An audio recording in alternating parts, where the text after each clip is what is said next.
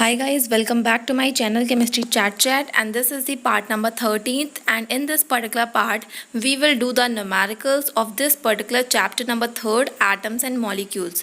So question number first, calculate formula masses of the following compounds. First is calcium chloride and second one is the sodium carbonate. So इस question में हमको formula masses बताने हैं and atomic masses जो हैं हमें इन atoms के दे रखे हैं। तो सिंपली हम क्या करते हैं, इनके फॉर्मूला मासेस को फाइंड आउट कर लेते हैं। तो आपको पता है कि कैल्शियम क्लोराइड जो है वो किससे बना हुआ है, एक कैल्शियम के एटम से और हमारा जो है टू जो है यहाँ पर किसके एटम्स यूज़ हुए हैं, क्लोरीन के।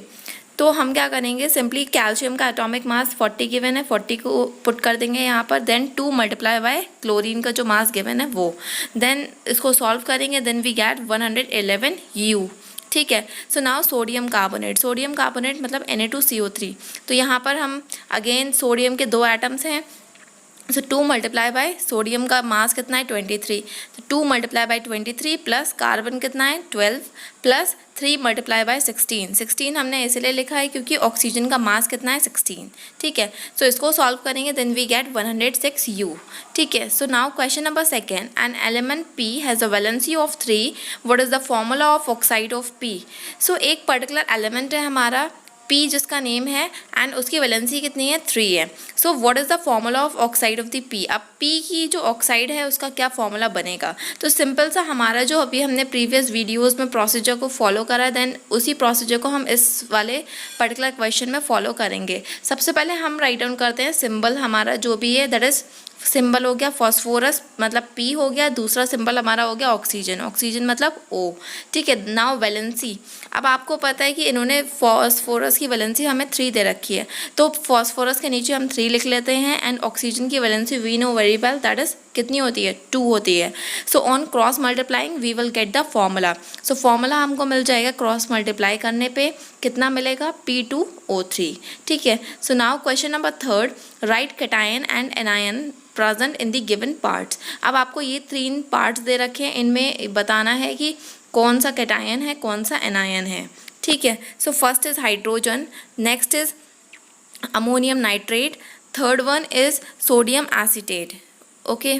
सो H2 मीन्स हाइड्रोजन। अब आपको पता है कि भाई कैटायन क्या होते हैं, कैटायन जो होते हैं वो पॉजिटिव चार्ज होते हैं, पॉजिटिव चार्ज एटम्स, और एनायन जो होते हैं वो क्या होते हैं, वो नेगेटिव चार्ज एटम्स होते हैं। ठीक है। सो आपको पता है H2 क्या है, हमारा एक कोवलेंट मॉलिक्यूल है, तो ना तो इसमें पॉजिटिव चार्ज हमें देखने को मिल रहा है ना नेगेटिव चार्ज, इसका मतलब ना इसमें कैटायन प्रेजेंट है ना इसमें एनायन प्रेजेंट है। ठीक है। So next is ammonium nitrate. अब ये अमोनियम नाइट्रेट जो है, इसमें जब आप इसको स्प्लिट करोगे ना तो आपको पता चलेगा ये टूट जाता है एक कैटायन पार्ट में और एक एनायन पार्ट में। कैटायन पार्ट में टूटता है तो कैटायन पार्ट जो है हमारा इसमें है अमोनियम आयन मतलब NH4 प्लस, एंड जो एनायन पार्ट है वो हमें है हमारा नाइट्रेट आयन तो NO3 माइनस। ठीक है। So now third part that is sodium acetate. सो इसको जब हम ब्रेक डाउन करेंगे तो हमको कैटायन मिलेगा Na प्लस। ठीक है। सोडियम हमारा पॉजिटिव में टूट जाएगा और एसीटेट आयन जो है CH3COO माइनस वो एनायन पार्ट में टूट जाएगा। ठीक है। So now question number fourth, if the aluminium salt of anion is Al2X3। अगर एल्यूमिनियम का एक सॉल्ट है और वो एनायन है, वो हम है हमारा Al2X3, then we have to simply find out the valency of the X। हमको X की वैलेंसी बतानी है एंड सेकेंड पार्ट में हमको बताना है कि अगर मैग्नीशियम का हम सॉल्ट ले रहे हैं with respect to the aluminium, aluminium की जगह पे हम इसका सॉल्ट ले रहे हैं, देन X के साथ इसका क्या फॉर्मूला बनेगा। ठीक है। तो अगेन हम उसी प्रोसीजर को फिर से फॉलो करते हैं, सिंबल लिख लेते हैं देन वैलेंसी लिख लेते हैं। तो सिंबल Al हो जाएगा हमारा और दूसरा सिंबल हो जाएगा X।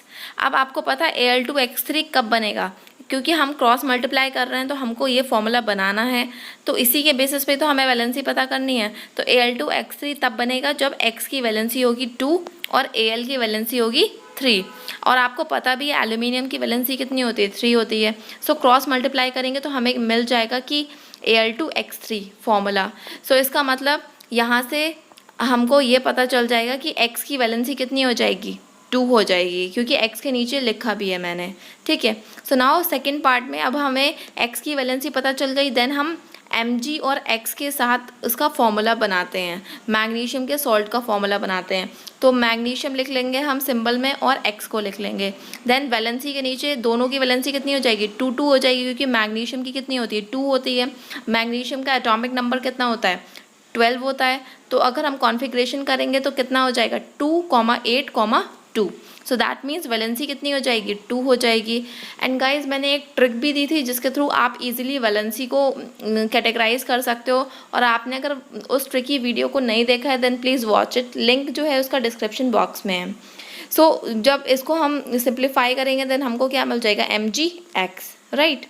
Now our question number 5th, convert 12.044 into 10 to the power 22 molecules of sulfur dioxide into moles। मतलब ये पर्टिकुलर मॉलिक्यूल्स इन्होंने हमें क्वेश्चन में दे रखे हैं, सल्फर डाइऑक्साइड के हैं, हमको सिंपली कन्वर्ट करना है इनको मोल्स में, ठीक है। सो आपको पता है कि Na का मतलब क्या है, Na का मतलब है एवोगैड्रोज नंबर।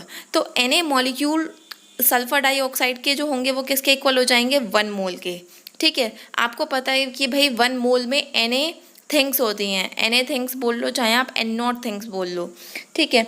तो यहाँ पर भी क्या हो जाएगा, अब ये जो मॉलिक्यूल्स हैं 12.044 into 10 to the power 23 molecules जो हैं सल्फर डाइऑक्साइड के, वो किसके इक्वल हो जाएंगे, 1 divided by Na into this molecule.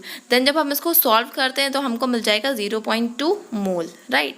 So now question number 6, calculate the mole ratio of 240 gram of calcium and 240 gram of magnesium। हमको mole ratio find out करना है। 240 ग्राम का कैल्शियम है और 240 ग्राम का मैग्नीशियम है, एंड देयर एटॉमिक masses और already given in the question, that is calcium 40U and magnesium कितना है 24U। सो हम सिंपली क्या करते हैं, अपने ट्रिक को यूज़ करते हैं। मोल हमको पता है कि कितना हो जाएगा यहाँ पर, given mass divided by the molar mass. So given mass कितना है हमारा 240, अपॉन में मोलर मास बोल लो आप चाहे एटॉमिक मास बोल लो, कितना है 40। सो इसको सॉल्व करेंगे we get 6। Now second part में भी हम इसको अगेन सॉल्व करेंगे तो हमको कितना मिल जाएगा, 10 मिल जाएगा। देन हम रेशियो निकालेंगे, मोलर रेशियो, तो 6:10, and then on simplifying we get 3:5, ठीक है। So now last question of this particular part, that is question number 7. The mass of one atom of an element X is 2 into 10 to the power minus 23 gram. So calculate the atomic mass of element X, and in the second part we have to find out which element is this, ठीक है। So हमको simple इन्होंने हमारा element है उसमें जो एक atom है उसका मास दे रखा है, हमको एटॉमिक मास बताना है पूरे के पूरे एलिमेंट का। अब आपको पता है कि पूरा का पूरा एक एलिमेंट कितने मॉलिक्यूल से बनेगा, Na से बनेगा, ठीक है। तो Na का मतलब क्या हो गया, एवोगैड्रोज नंबर। तो एटॉमिक मास किसके इक्वल हो जाएगा, mass of atom into Na। Then उसको मल्टीप्लाई करेंगे तो हमको क्या मिल जाएगा, 12U, ठीक है। U रिप्रेजेंट द यूनिट, ठीक है। सो अब आपको पता है कि 12 एटॉमिक मास किसका होता है, कार्बन का होता है ना, क्योंकि कार्बन का एटॉमिक नंबर कितना होता है, 6 होता है। एंड जब आप एटॉमिक नंबर को ट्वाइस करते हो तभी तो आपको मिलता है एटॉमिक मास, ठीक है। So our second part answer will be carbon. Carbon जो है वही हमारा यहाँ पर एलिमेंट रहेगा, ठीक है। So guys this part is are over, and please hit the like button, share and subscribe my channel, and also press the bell icon so that you can get all notifications of the videos.